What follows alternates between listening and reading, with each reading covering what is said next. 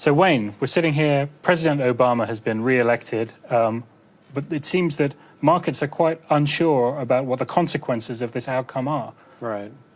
Yeah, I mean, markets were down in Wall Street last night, and Asia's obviously falling in sympathy.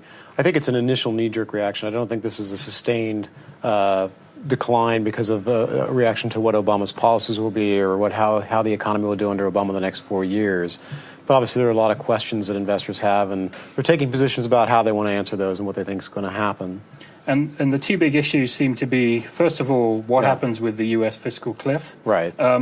Now, it seems quite uncertain. There's obviously this looming end-of-year deadline. Yeah. The possibility is that gets extended into next year. But then what happens if they extend it? Or if they reach an agreement, and what happens if they go over the edge of the cliff? Well, the fiscal cliff obviously is huge to the U.S. economy, about $600 to $700 billion in spending and tax cuts that will suddenly evaporate. Now, it seems, I think the worst news out of last night's election was that things basically stayed the same. We got the same president, we got the same Senate, and we got the same House, which means we got the same situation when it comes to agreeing on any kind of change to the U.S. fiscal policies and to the fiscal cliff. No one I've talked to seems to think they can't push this past New Year's, so they will get that. But then it comes to spring and we have the same problem. So I think markets are a little worried that they're going to come to the same kind of logjam, and the U.S. economy, now just struggling for a recovery, is going to face this problem.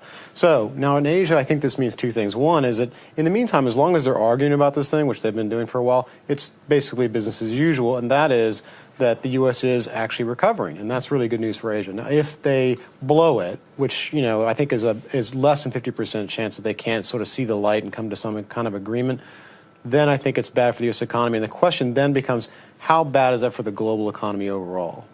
But, so let's say they blow it, the U.S. economy shrinks. Yeah. The global economy suffers because anybody who's exporting to the U.S. Feels the effects. Okay, so then let's take the worst case scenario that you end up with sort of a 1 to 2 percentage point cut. The U.S. actually maybe sort of touches recession. In that case, I mean, from an investor point of view, where are you going to go? The growth is going to be, from a relative point of view, here in Asia. You're still going to see 5, 6, 7% growth rates in the worst case scenario in some of these economies. And so you want to park your money where the growth is the highest, and that would sort of favor Asian currencies and Asian stocks to some extent, the domestic non-export related ones, preferably places that have less exposure like India or Indonesia. Okay, so basically fiscal cliff, whether or not it gets resolved, seems to be there's a reason for going to Asia. What about the other big question that people are grappling with?